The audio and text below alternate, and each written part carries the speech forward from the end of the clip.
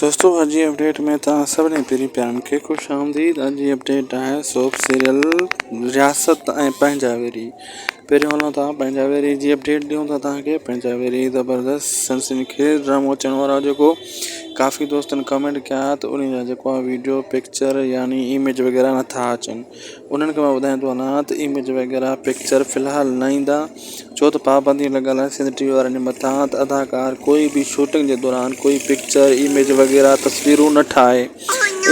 इन जे करे हिन ड्रामे जूं पंहिंजावेरी जूं जेको आहे न पिक्चर वग़ैरह नथियूं अचनि।